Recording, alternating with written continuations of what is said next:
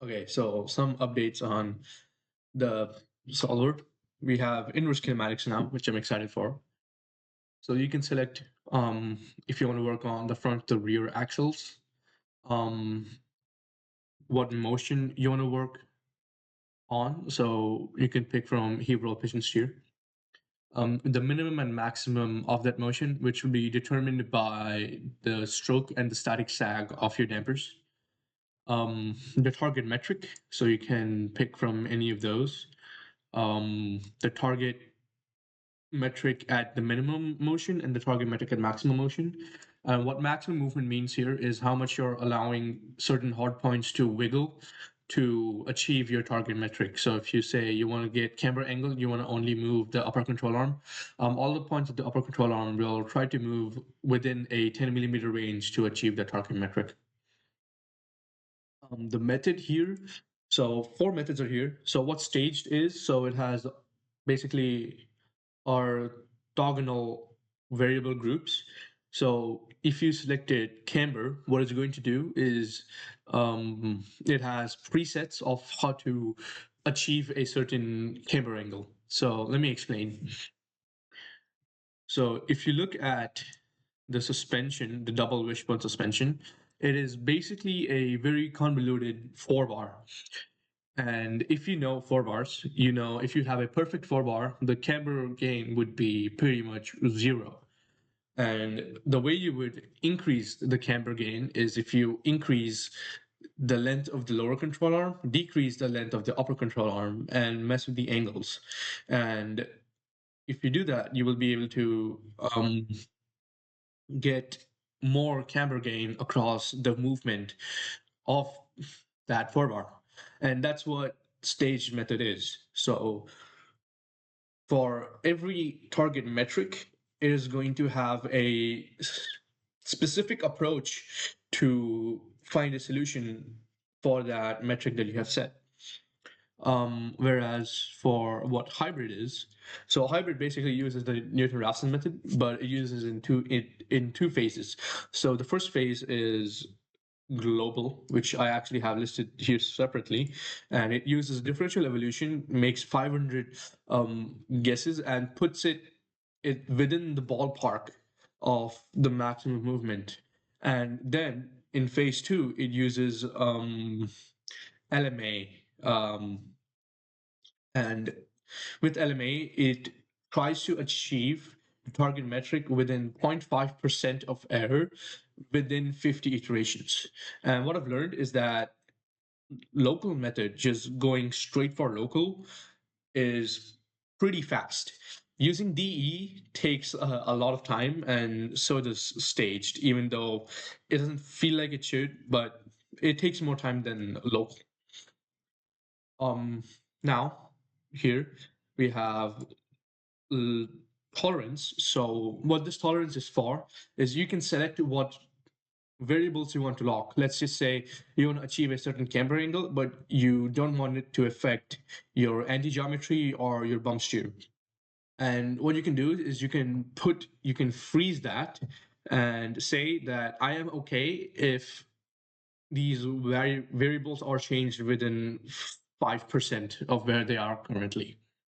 And that's what this tolerance is. And you can set it to zero if you want to, but setting it to zero is quite unrealistic. Saying that you want your anti-dive to be exactly 26.78% is not quite realistic. It is completely okay if it's within 5% tolerance for your anti-dive if you're trying to achieve a specific camber gain for your suspension setup.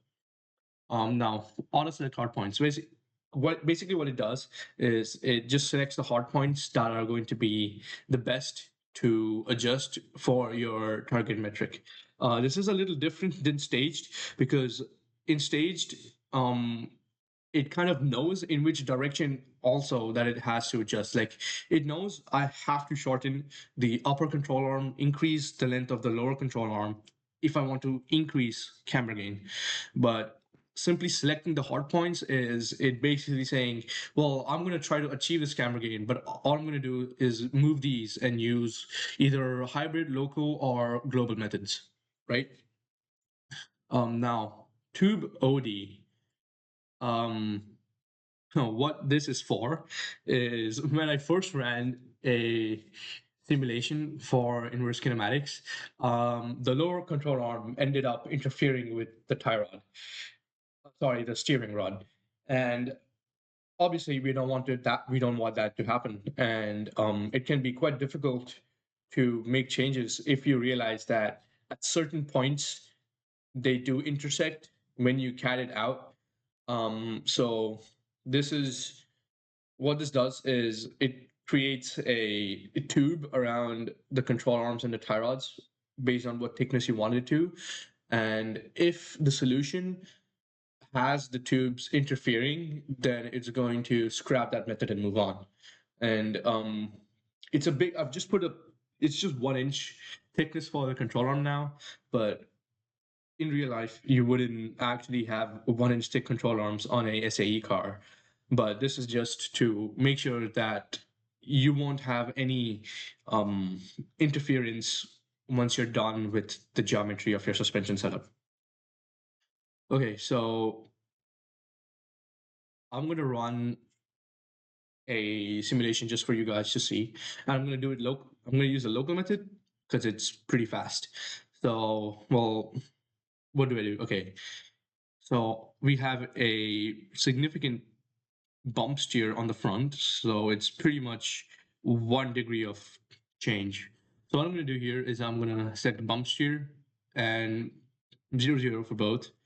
10 millimeters is good. And yes, I want to lock all of these, but not bump steer because that's what I'm changing essentially, right?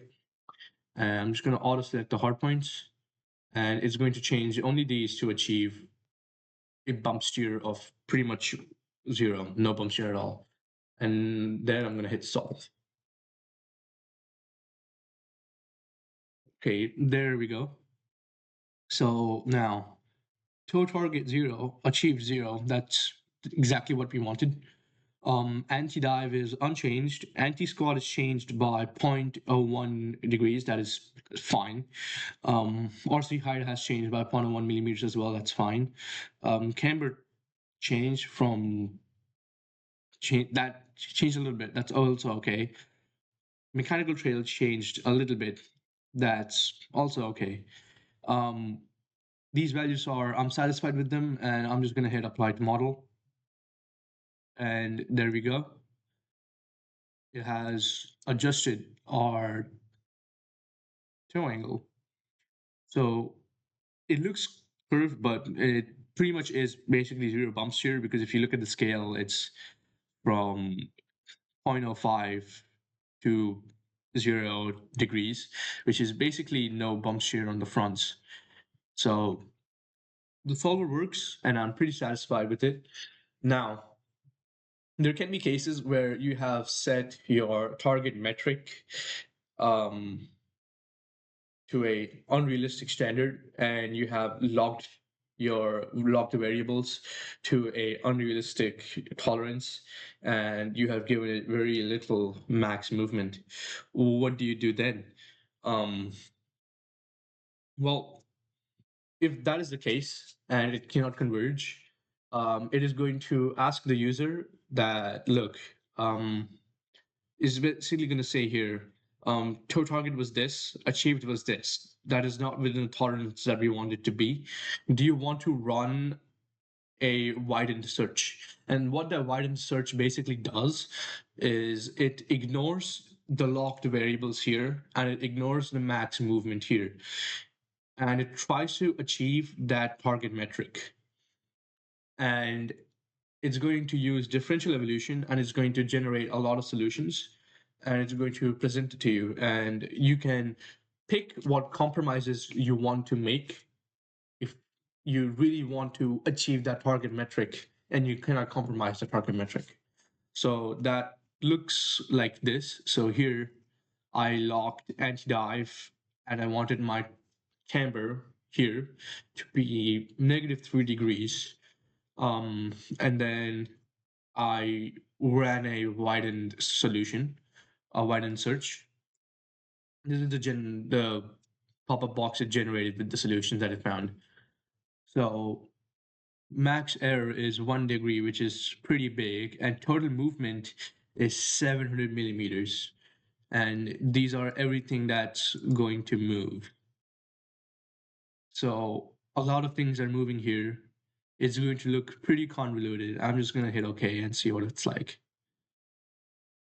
And I'm going to apply to model. Yeah, so as you can see, some target metrics can be pretty unrealistic if you're trying to achieve it.